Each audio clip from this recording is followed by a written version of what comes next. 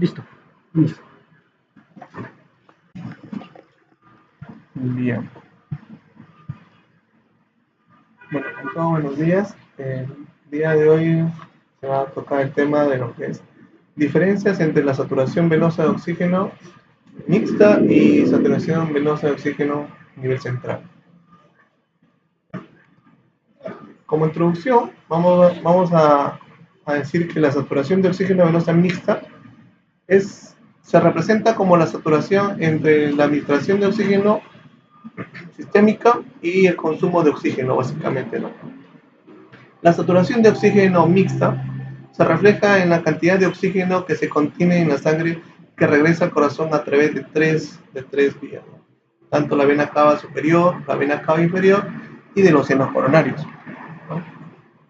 Considerando que la saturación venosa mixta solo puede obtenerse mediante cateterismo cardíaco derecho, la saturación de oxígeno central se puede obtener mediante el catéter venoso central.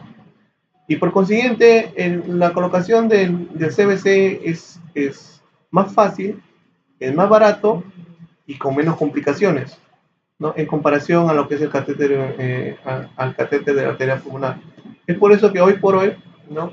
Se tiende a que se utilice lo que es la saturación venosa central más que todo, ¿no? Por el fácil acceso y por las menos complicaciones que tiene que ver, porque en pacientes que nosotros vemos en la UCI son pacientes críticos, ¿no? No podemos estar manipulándolos de forma indiscriminada. El uso de lo que es la saturación venosa central, ¿no? Es como un sustituto, como había explicado, ¿no? En comparación a la saturación venosa mixta, ya que entre las diferencias entre las dos saturaciones no es mucho la diferencia, ¿no? Por la cual se cree más conveniente usar esto, ¿no? Hay hipótesis en que a veces en ciertas áreas, por ejemplo, cuando es en compromiso en el manejo de hemodinamia, ¿no? Hay cierta diferencia, ¿no? En pacientes inestables específicamente.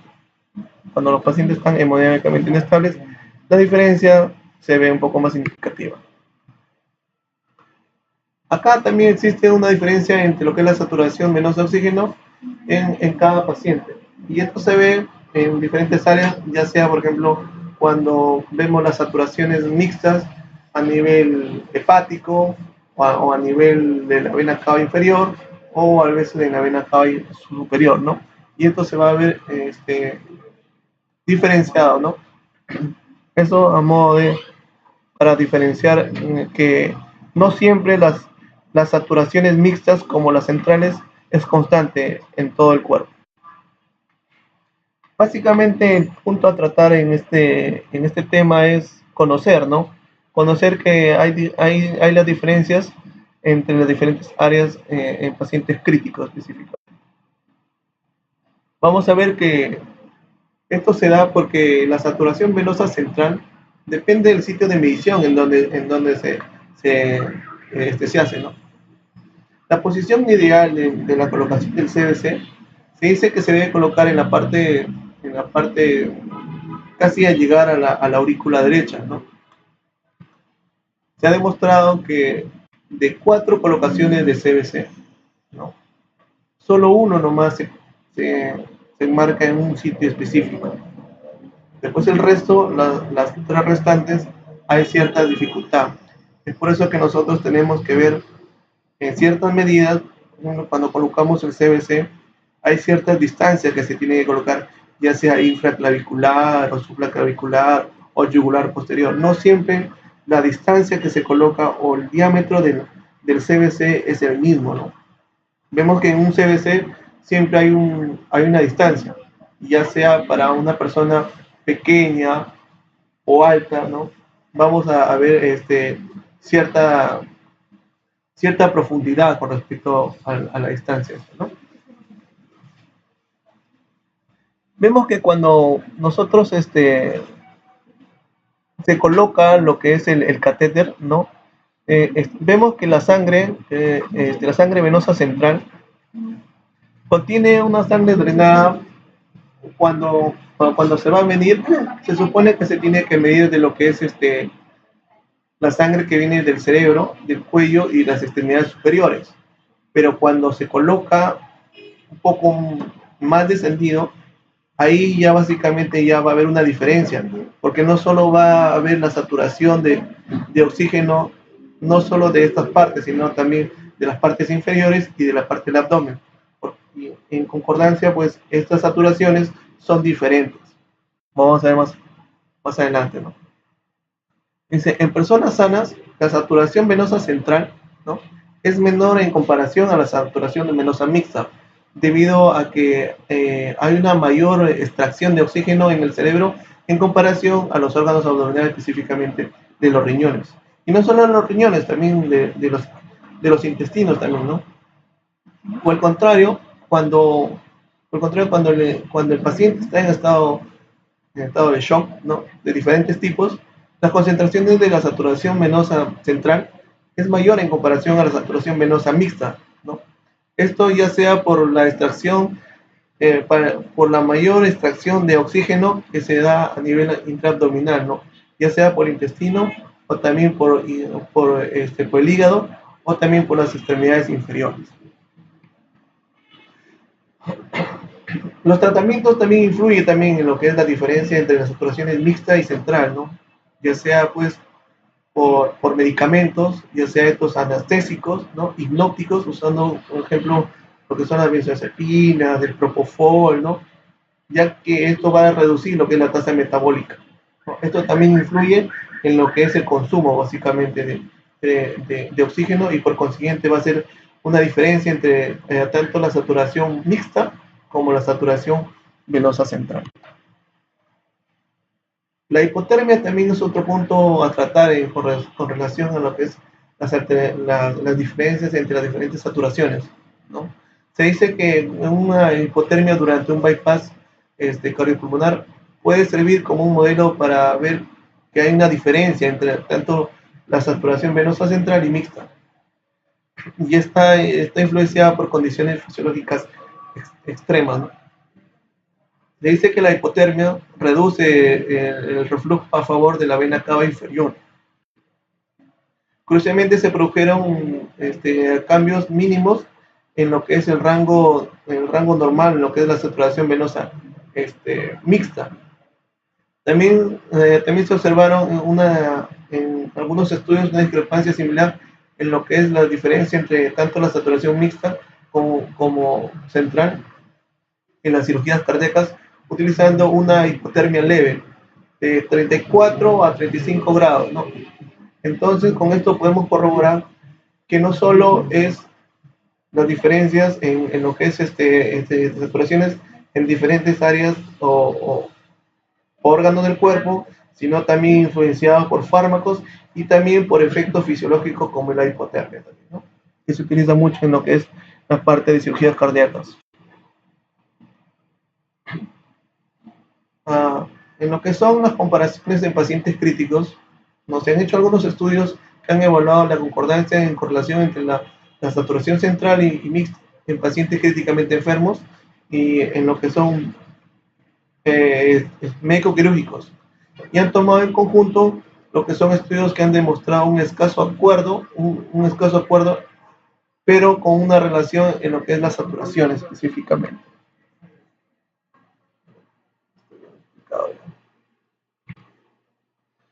Vamos a ver que también cuando el paciente está en tendencia en algunas enfermedades, ya sea una sepsis severa o un shock séptico, cuando la saturación venosa central y la saturación venosa mixta se comparan cuando este paciente está en sepsis severa o en shock séptico, ¿no?, tiende que haya un sesgo, y este sesgo hace que no sea pues una valoración exacta específicamente.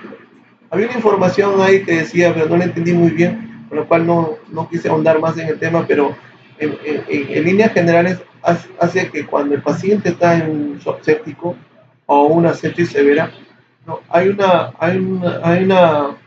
unos cambios en los cuales pues se hace difícil, ¿no?, la interpretación de la saturación tanto venosa como central, porque puede ser potencialmente engañosa. A nivel, cuando el paciente tiene un gasto cardíaco bajo, también esto se ve cuando los gradientes, ¿no? Y la pobre correlación entre la saturación venosa central y mixta han demostrado que los pacientes que presentan un shock séptico, no, perdón, un shock cardiogénico o una falla cardíaca, ¿no? Esto también tiende a que haya una desproporción. Ya como habíamos explicado al inicio, ¿no? Cuando el paciente está hemodinámicamente estable, los valores tanto de la saturación venosa central como los valores de la saturación venosa mixta generalmente son casi similares. Pero ya el paciente cuando presenta alguna alteración ya hay una desproporción específicamente. Dice que la saturación venosa central, ¿no? En comparación a lo que son valores mixtos, está alterado en lo que es una falla cardíaca, ¿no? Por, por, la, por la redistribución de flujo sanguíneo regional que se produce.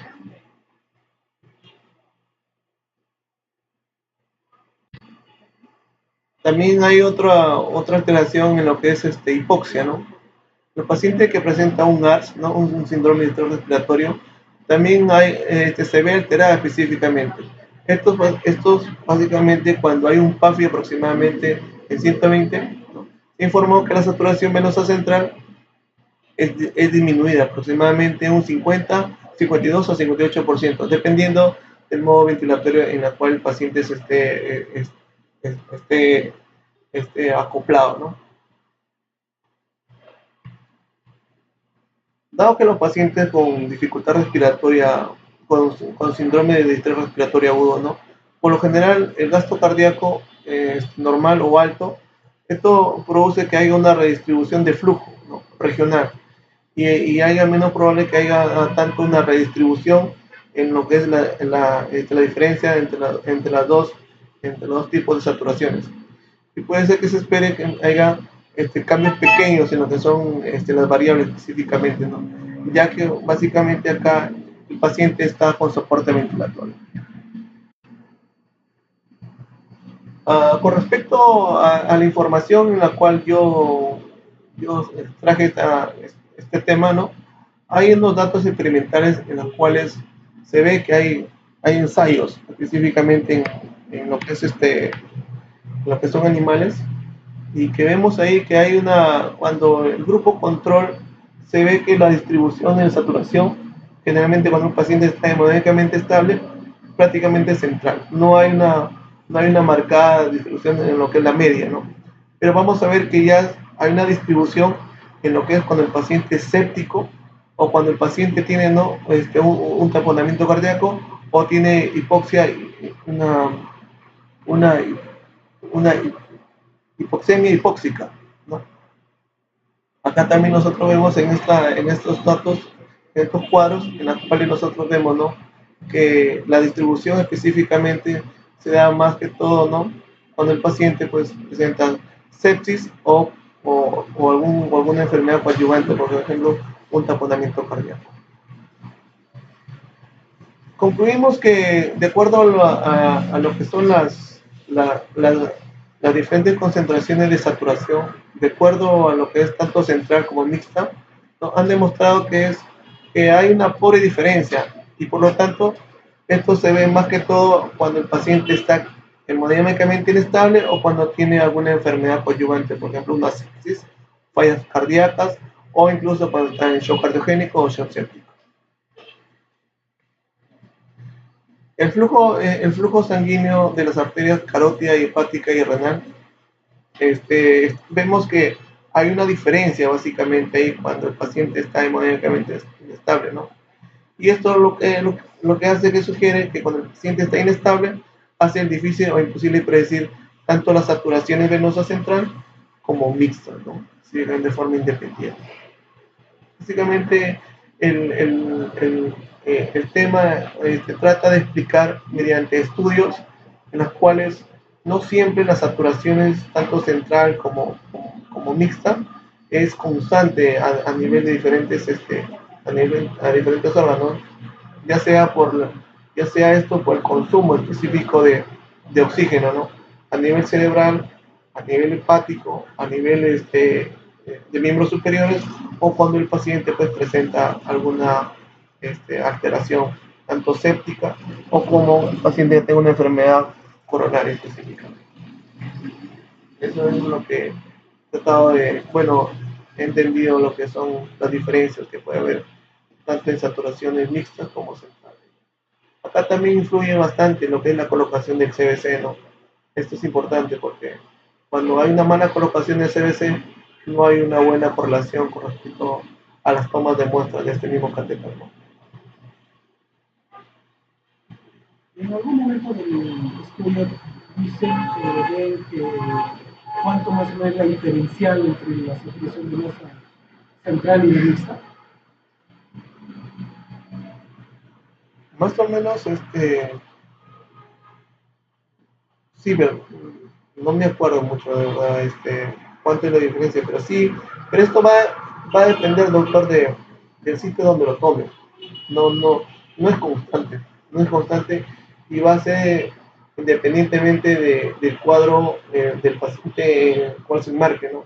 Un paciente hemodinámicamente estable, la, la diferencia entre tanto la central como la mixta es mínima, pero esto ya se va ensanchando cuando el paciente pues está séptico o cuando el paciente tiene una comorbilidad como una falla cardíaca avanzada o por ejemplo cuando la toma es en diferentes áreas, ¿no? La toma sanguínea. No hay, no hay un valor específico.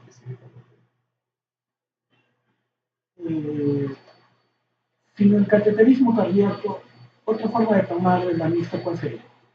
El cateterismo cardíaco sin tomar el cetosis. ¿El agua? Puede ser el agua. No.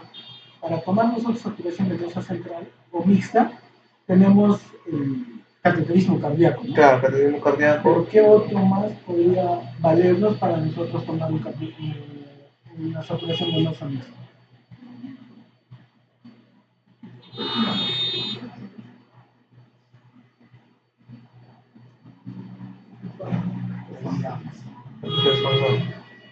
Son gases que llegan incluso hasta la misma arteria pulmonar, ¿no es así? Entonces, ese es el mejor valor para tomar.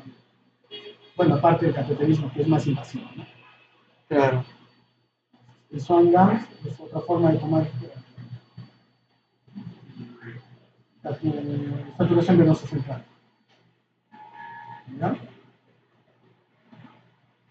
¿Alguien sabe más o menos cuánto es la diferencia entre mixta y central?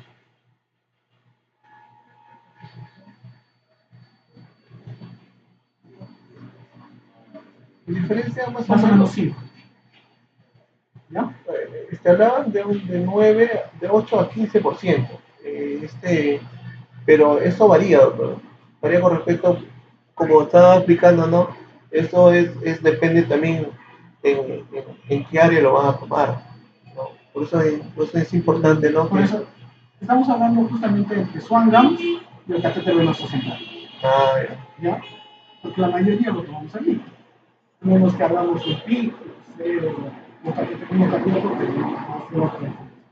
estamos hablando de los Swan Gams, más o menos el Swan Gams que se toma en ese momento y un catéter venoso central, se ha visto que la diferencial es menor a 5. Más o menos 5, ahí no debería pasar. Cuando pasa ese 5, ahí es el problema. ¿Ya?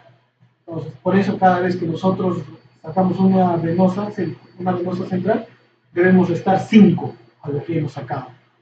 Si hemos sacado 70, entonces una mixta nosotros comparativamente podemos decir que podría ser 65 ahí, ¿no? En la mixta. ¿Ya? Si hemos sacado 65 en acá, en la central, en la mixta te va a salir más o menos 60. Esa debería ser la relación, ¿no?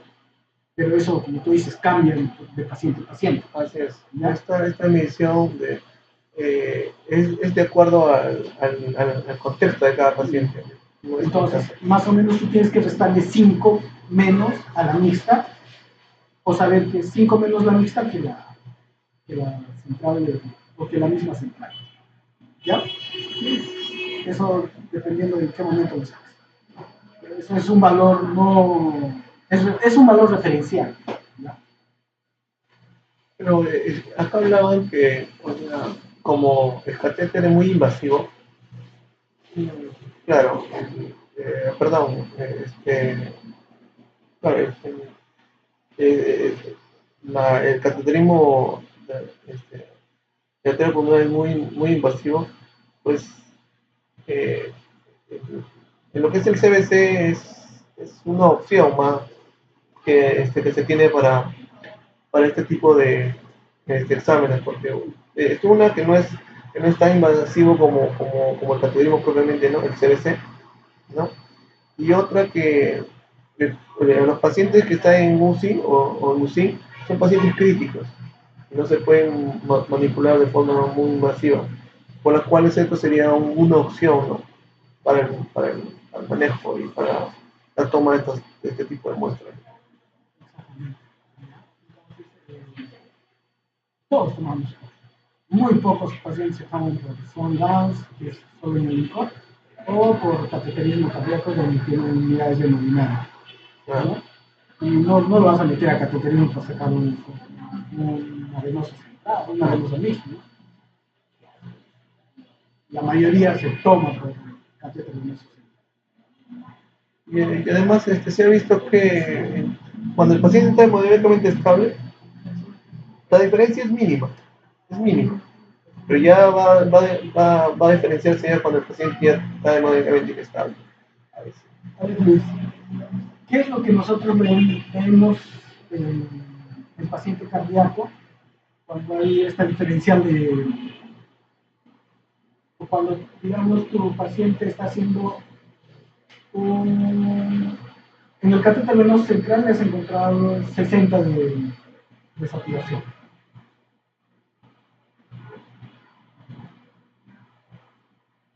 ¿Qué cosa tú te imaginarías que está pasando por ese paciente con esa saturación? De hecho, por un shock, pero ¿qué es lo que está pasando a nivel celular?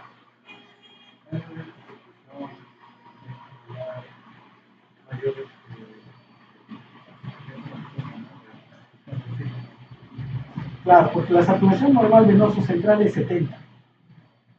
Pero si ya está disminuyendo eso, ¿qué te hace imaginar? ¿Qué es lo que estaría pasando en tu célula para decir que tu saturación está bajando? Es decir, el oxígeno ha caído en la vena.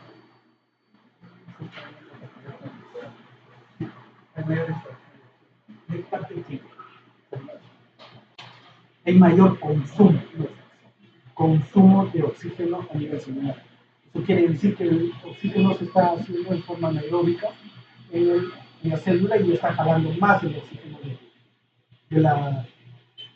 del torrente sanguíneo y a la vena está pasando una cantidad mínima. Lo normal debería pasar mayor a 70, ¿ya? Pero si está pasando menor a 70, eso quiere decir que sí esa célula está sufriendo, ¿no? O está en hipoxia y está jalando oxígeno de todas maneras y está habiendo mayor consumo de ese oxígeno, ¿no? Entonces, para eso nos hace, y eso quiere decir, nos hace traducir en una sola palabra, hipoperfusión celular. Eso también se puede corroborar con el lactato. Claro. El lactato también está elevado y eso, por eso más dices, no, este paciente está en hipoperfusión. Pero hay también pacientes con lactato normal, pero con mayor consumo. ¿En qué pacientes tú crees que podría haber eso?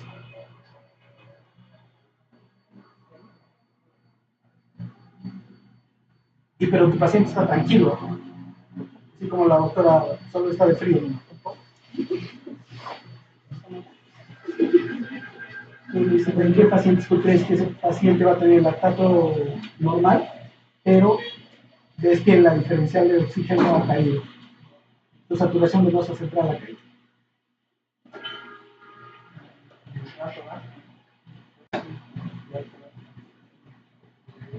¿Pero qué pacientes tienen alto? ¿Qué pacientes ya están acostumbrados a tener todo eso?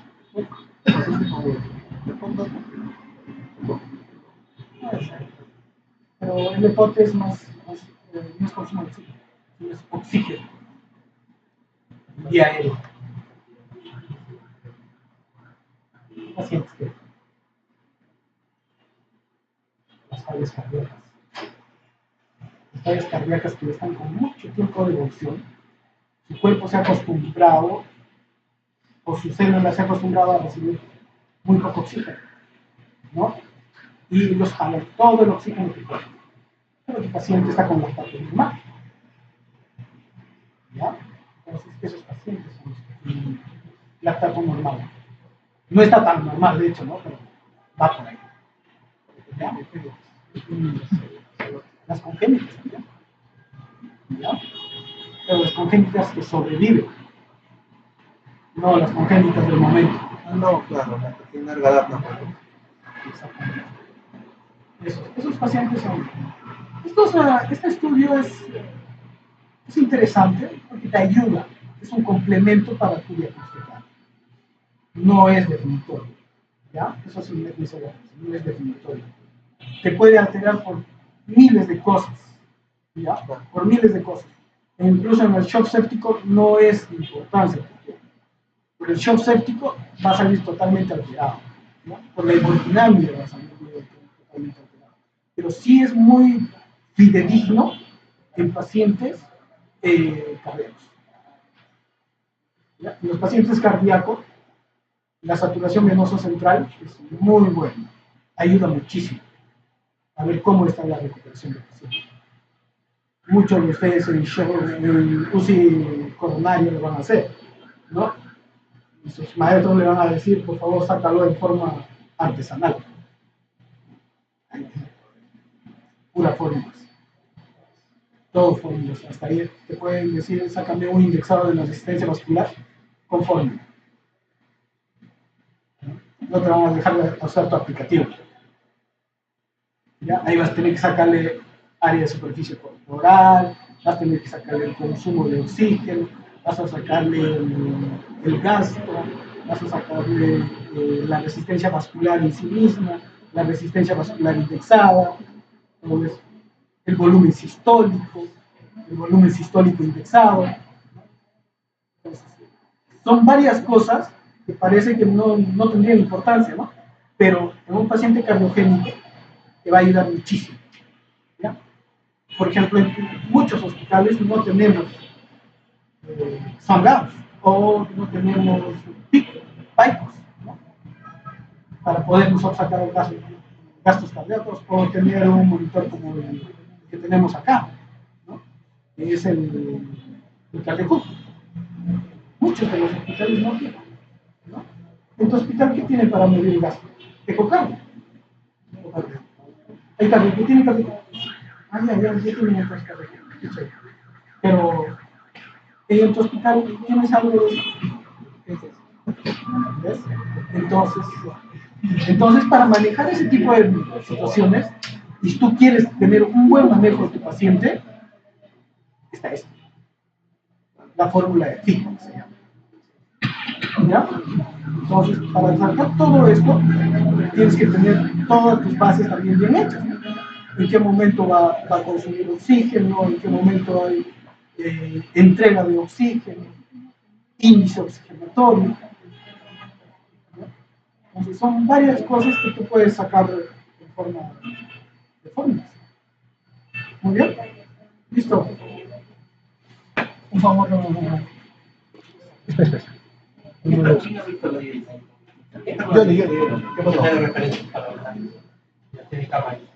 Sí, por favor, la 10, hazme una referencia ahorita, ¿ya? Sí, bueno, hay hojas de referencia. Sí, hojas de referencia.